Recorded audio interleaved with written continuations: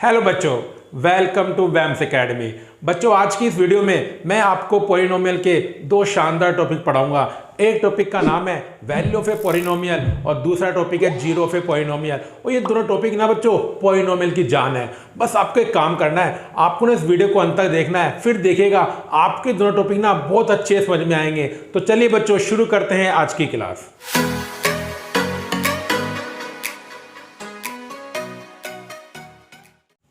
तो देखिए बच्चों, सबसे पहले मैं आपको पढ़ाता हूं वैल्यू ऑफ ए पॉलिनोमियल। अब ये कॉन्सेप्ट क्या होता है? बहुत सिंपल कॉन्सेप्ट होता है। हम ये जानते हैं कि पॉलिनोमियल क्या होता है, जो कांस्टेंट से और वेरिएबल से मिलकर बनता है। तो इसमें वेरिएबल होता है। तो वैल्यू ऑफ ए पॉलिनोमियल का मतलब क्या होता है कि बच्चों आप ना अपने पॉलिनोमियल में वेरिएबल की जगह, चाहे क्वेश्चन में वेरिएबल एक्स हो या वाई हो या जेड हो या टी हो, तो आप ना कोई भी वैल्यू पुट कर सकते हो, कोई भी वैल्यू जो आपके दिल में आए। हाँ, अगर एग्जाम में जो वैल्यू लिखी हुई आएगी फिर वो आप पुट करना। तो देखिए इसकी डेफिनेशन है, the value of a polynomial F x. ये बच्चों मैंने आपको बताया था, ये नाम होता है पॉलिनोमियल का। आप एफ एक्स लिखो, आप जी एक्स लिखो, आप पी एक्स लिखो, इससे कोई फर्क नहीं पड़ता। एट एक्स इक्वल टू ए, कि आपको एक पॉलिनोमियल एफ एक्स की वैल्यू निकालनी है जब एक्स ए है। तो देखिए बच्चे कैसे निकालते हैं। Is obtained by substituting x equal to n in the given polynomial and is denoted by p of a। बच्चों मैंने गलती से p ऑफ a बोल दिया, यहां पर f ओ a लिखा हुआ है। अब बच्चों आप इसे f a बोले या f ऑफ a बोले, एक ही बात होती है।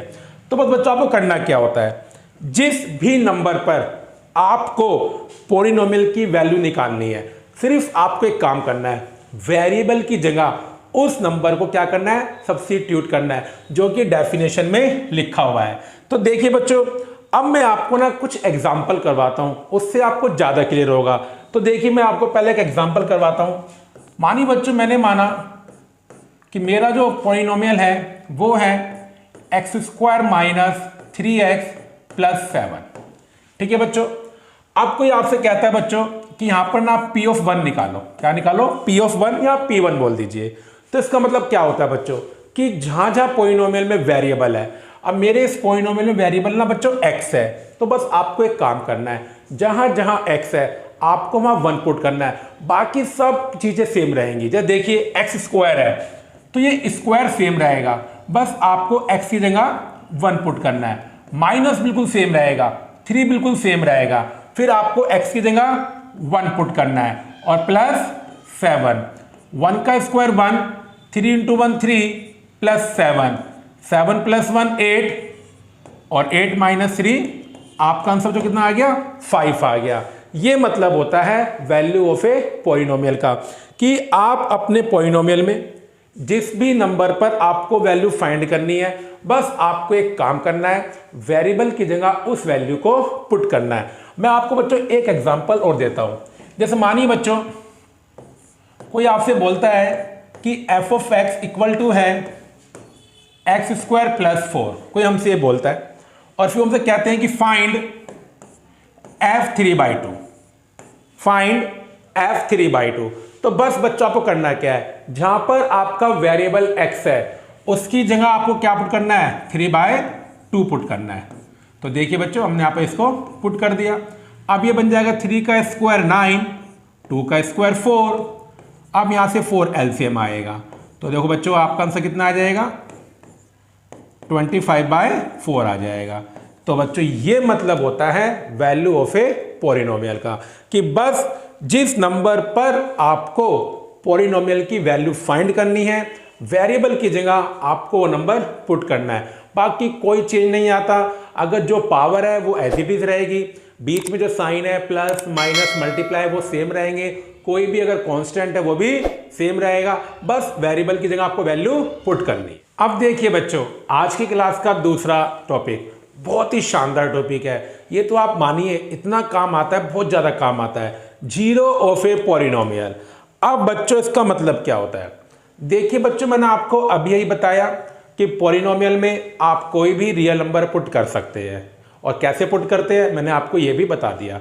फिर देखिए बच्चों आंसर आते हैं। जैसे मैं आपको एग्जांपल देता हूं, जब मैंने 3/2 यहाँ पुट किया था तो मेरा आंसर कितना आया था, 25/4। और जो मैंने पहले एग्जांपल दिया था बच्चों 1 पुट करने पर आंसर कितना आया था, 5 आया था। तो बच्चों आपके आंसर आते हैं वैल्यू को पुट करने के बाद। अब बच्चों एक केस ना स्पेशल होता है कि आपने वैल्यू पुट करी और पुट करने के बाद आपका आंसर 0 आ जाए। तो बस बच्चों जिस वैल्यू को आपने पुट किया है ना, जिस पर आंसर 0 आया है, उस वैल्यू को बोलते हैं कि वो ना हमारे पॉलिनोमियल का 0 है। यही देखिए बच्चों इसकी डेफिनेशन है। A real number a is said to be a 0 of a polynomial p of x if p of a equal to 0। कोई भी नंबर a आपके पास है बच्चों, उसको किसी भी पॉलिनोमियल का 0 कब कहा जाता है कि अगर वैल्यू आप पुट करें पॉलिनोमियल में और आंसर क्या आ जाए बच्चों, आपका 0 आ जाए। बस ये डेफिनेशन होती है। मैं आपको एग्जांपल देता हूं। जैसे मानिए बच्चों मैंने यहां पर लिखा x² - 1। क्या लिखा बच्चों मैंने आंसर, x² - 1 लिखा। अब देखिए बच्चों आप यहां 1 पुट करो। जैसे मैंने 1 पुट किया तो जहां जहां x में 1 पुट कर दूंगा, 1 का स्क्वायर 1 और 1 - 1 0। तो बच्चों क्या हुआ, 1 को पुट करने के बाद यहां से आंसर कितना आ गया, 0 आ गया। तो इसका मतलब क्या हुआ, ये जो आपका x = 1 है बच्चों, क्या है, x = 1 is a 0 of px। ये मतलब होता है बच्चों 0 ऑफ ए पॉलिनोमियल का, कि किसी भी पॉलिनोमियल में एक ऐसी वैल्यू जिसको पुट करने के बाद आंसर 0 आ जाए, फिर वो वैल्यू क्या बन जाती है, उस पॉलिनोमियल का 0 बन जाती है। जैसे इस एग्जांपल में क्या हुआ, जैसे ही आपने 1 पुट किया तो बच्चों आपका आंसर कितना आ गया, 0 आ गया। तो ये 1 क्या बन गया इस px का, 0 ऑफ अ पॉलिनोमियल। बच्चों एक एग्जांपल आप और देखिए। मानिए बच्चों मैंने एक पॉलिनोमियल लिया x² - 5x + 6। ठीक है बच्चों। अब बच्चों मैं यहां पर ना वैल्यू पुट करता हूं। मानिए बच्चों मैंने वैल्यू क्या पुट करी, यहां पर 2 पुट करी। तो जहां जहां x है मैं क्या पुट करूंगा बच्चों, 2 पुट करूंगा। तो अब देखिएगा आप लोग, 2 का स्क्वायर 4, 5 2 जा 10 और ये 6, 4 + 6 10 और 10 - 10 0 आ गया।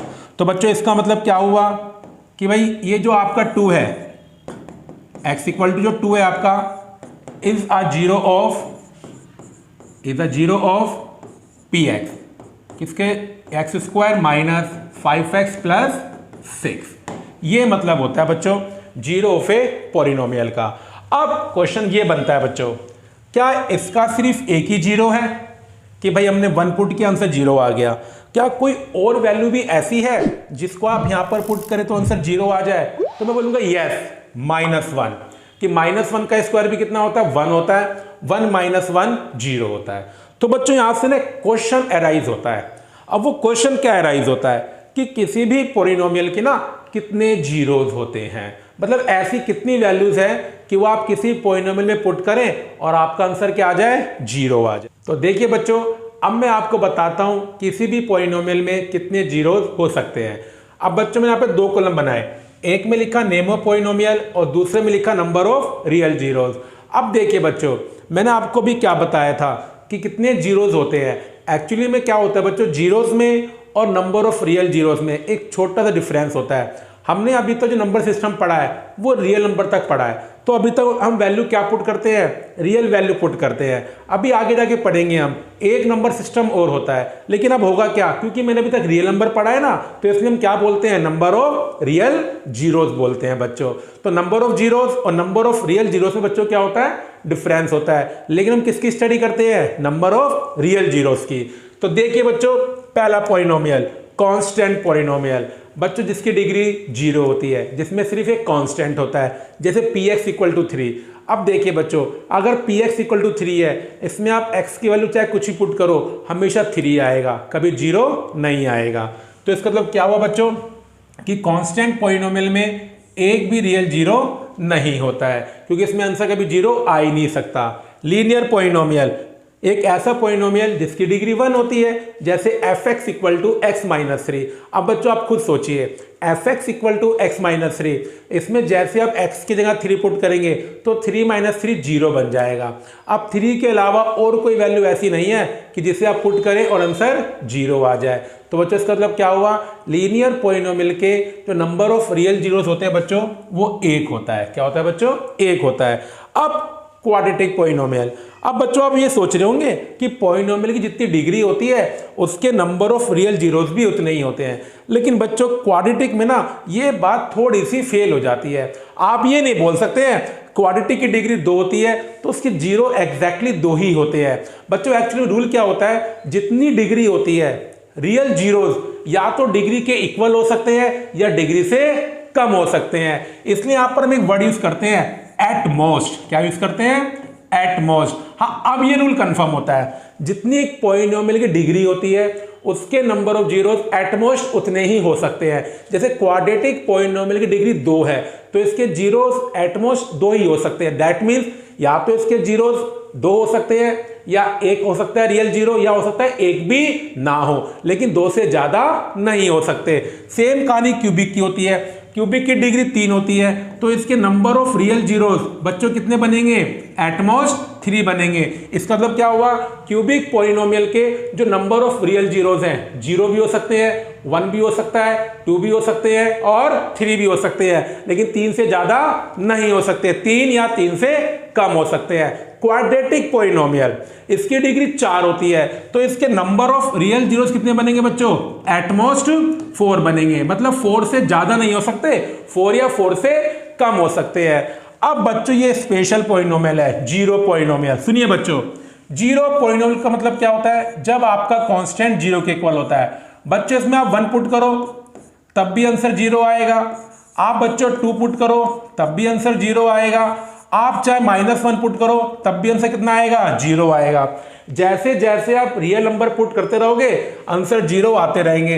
तो 1 भी क्या बन गया जीरो पॉलिनोमियल का, 0 बन गया। 2 भी क्या बन गया, इसका 0 बन गया। और -1 भी क्या बन गया, इसका 0 बन गया। लेकिन अब होगा क्या, क्योंकि रियल नंबर तो कितने होते हैं, इनफाइनाइट। आप इसमें चाहे वैल्यू कुछ भी पुट करो आंसर तो 0 ही आने वाला है। तो इसका मतलब क्या हुआ बच्चों कि जीरो पॉलिनोमियल के जो नंबर ऑफ रियल जीरोस होते हैं वो कितने होते हैं बच्चों, इनफाइनाइट, क्योंकि हर वैल्यू को पुट करने पर आंसर 0 आएगा। अब बच्चों एग्जाम में इसके ऊपर 1 नंबर का क्वेश्चन बन सकता है, वो आपसे पूछ लेंगे बताइए क्वाड्रेटिक पॉलिनोमियल के नंबर ऑफ रियल जीरोस कितने होते हैं। तो आप क्या लिखेंगे बच्चों, एट मोस्ट 2 लिखेंगे। अब बच्चों मैं उम्मीद करता हूं कि इस वीडियो को देखने के बाद value of a polynomial, zero of a polynomial और नंबर ऑफ रियल जीरोस का कॉन्सेप्ट आपका क्लियर हो गया होगा। अगर बच्चों आपको मेरी वीडियो अच्छी लगी है तो लाइक करें और शेयर करें और मेरे चैनल को सब्सक्राइब करना बिल्कुल भी ना भूलें।